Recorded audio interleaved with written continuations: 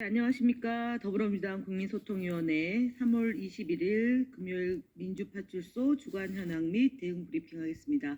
오늘 참석하신 국회의원님 소개해드리겠습니다. 국민소통위원장 전용기 의원님 오셨습니다. 허위조작정보감시단 김동환 의원님 참석하셨습니다. 민주파출소 현황으로 3월 21일 9시 기준으로 금주 4,334명이 방문했고 1,436건의 제보가 접수됐습니다. 매체별로는 네이버가 29.74%로 가장 높은 수치를 기록했고 그 뒤로는 유튜버 18.11%, SNS가 13.72%, 커뮤니티가 6.89%, 틱톡이 3.76% 순으로 제보되었습니다. 한 주 동안 브리핑한 내용에 대해서 말씀드리겠습니다. 첫 번째로는 이재명 대표를 포함해 민주당 주요 인사에 대한 암살 등 테러와 관련된 음모론과 관련된 제보입니다. 해당 제보는 지난주에 이어서 이번 주에도 지속적으로 진행됐고요. 소기천 교수가 개인 SNS에 게시한 이재명 대표 암살 계획 성공을 빈다는 발언을 인용하며 네이버 등 다양한 온라인 매체에서 소기천 교수가 틀린 말 했냐 등의 암살 계획에 동조하는 글이 다수 게시되고도 있었습니다.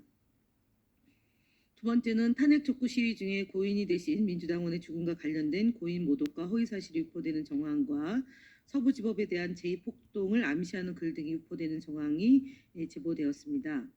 3월 17일 탄핵 촉구 시위 도중 사망한 민주당원과 관련된 기사 댓글에는 휘발유 붓고 자살했으면 민주당이 공사나 유공자로 지정됐을 텐데 안타깝네요. 사망 원인이 이재명 때문이다라며 고인을 모독하는 망언이 있었습니다. 3월 18일 검찰이 김성훈 경호처장 등의 영장을 청구했다는 기사를 인용하며 서부지법을 다시 한번 압박을 넣어야 해요라는 내용의 서부지법 제2의 폭동을 예고하는 글이 게시되었습니다. 셋째로는 재판관과 그 가족을 겨냥해서 심각한 살해 예고 등이 지속적으로 유포되고 있다는 상황입니다. 마지막으로 민주당 또는 특정 인사를 공산당이나 중국과 연관지어 음모론을 유포하는 행위에 대한 제보가 있습니다. 다음으로 현황에 대해서 김동환 의원께 브리핑하겠습니다.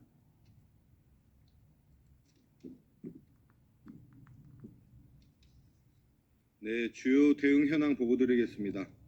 핀앤드마이크와 매일신문에 대한 언론 대응 보고드립니다. 핀앤드마이크는 이재명 대표가 이른바 3대 내란을 저질렀으며 이에 따라 형장의 이슬로 사라질 급이라는 저급한 표현을 사용해 보도했습니다. 해당 보도는 이재명 대표가 실제로 내란을 저질렀는지 여부와 별개로 형장의 이슬이라는 극단적인 표현을 사용했다는 점에서 언론이 지켜야 할 최소한의 책임과 윤리를 심각하게 훼손한 것으로 판단됩니다. 이는 사실상 이재명 대표에 대한 사형을 언급한 것이며 매우 부적절하고 무책임한 보도입니다. 또한 매일신문은 줄타내기 헌재를 무능하게 만들었다는 제목의 기사를 보도하였습니다. 이는 조선일보가 전날 보도한 내용과 같은 맥락으로 사실을 과장하여 왜곡한 전형적인 기사라 할 수 있겠습니다.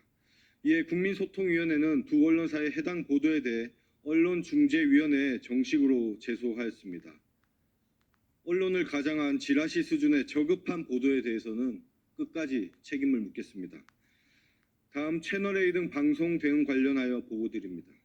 채널A 뉴스 탑10에서는 윤석열 대통령 탄핵을 주제로 찬반 토론을 진행하면서 탄핵을 반대하는 여당 측의 입장만을 담은 자료 화면을 일방적으로 송출하는 등 특정 입장에 치우친 토론이 이루어졌습니다.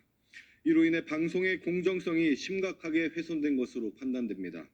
이에 국민소통위원회는 해당 방송을 방송통신심의위원회에 공정성 위반으로 신고하였으며 향후에도 지속적인 모니터링을 통해 균형 잡힌 토론이 이루어질 수 있도록 대응해 나가겠습니다. 다음 유튜브 신인균의 국방TV 채널 관련 대응 보고입니다. 구독자 152만 명을 보유한 신인균의 국방TV 채널에 대해 다수의 제보가 접수되었습니다. 이에 따라 채널에 게시된 총 2,127개의 영상을 전수 모니터링한 결과 내란을 옹호하거나 이에 동조하는 내용이 포함된 영상 5건을 확인하였습니다. 해당 영상들은 유튜브 커뮤니티 가이드라인 위반으로 판단되어 플랫폼에 신고 조치 완료하였습니다. 네, 국민의힘 거짓말 시리즈 65번째부터 7번째까지 말씀드리겠습니다. 권영세 국민의힘 비상대책위원장이 3월 20일 국민의힘 비대위원회에서 민주당 당비가 이재명 대표 형사사건을 대리하는 변호사들에게 흘러간 정황이 확인되었다라고 주장하였습니다. 권영세 위원장의 발언은 이재명 대표 개인 재판 비용을 민주당이 지불하고 있다고 대중이 잘못 인지하게끔 진실을 교묘하게 흐리는 악의적인 거짓 선동입니다. 더불어민주당은 이재명 대표 개인 법률 사무에 당비를 사용하지 않습니다. 해당 계약은 당 차원의 법률 대응을 위해 용역을 계약하고 비용을 지출한 것뿐입니다. 국민의힘 또한 소송, 고발 등을 당비로 처리하고 있는 당 차원의 법률 사무가 분명히 있을 것입니다. 악의적인 거짓 선동을 멈추시길 바랍니다. 국민의힘 거짓말 시리즈 66번째입니다. 3월 20일 홍준표 대구시장은 본인의 SNS에 서울시 토지거래 재지정은 지나가는 개에 한번 물린 것에 불과 오세훈 시장 화이팅 등의 글을 업로드하였습니다. 오락가락 정책 시행으로 인한 행정비용, 정부 부동산 정책에 대한 신뢰 하락으로 인한 그 사회적 비용 등 엄청난 유명의 비용과 폐해를 초래한 이번 사태가 지나가는 개의 물림 정도에 불과하다는 거칠고 안이한 현실 인식이 그저 놀라울 지경입니다.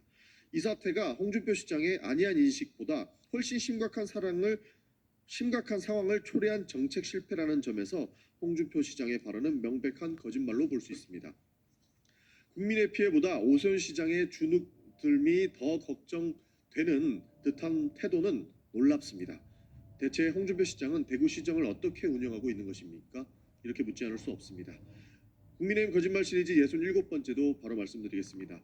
나경원 전 국민의힘 원내대표는 3월 중 각종 기자회견을 통해 탄핵 이후 줄곧 듀 프로세스, 적법 절차를 강조, 헌법재판 과정에서 10개의 절차 위반 지적 등을 언급한 바 있습니다.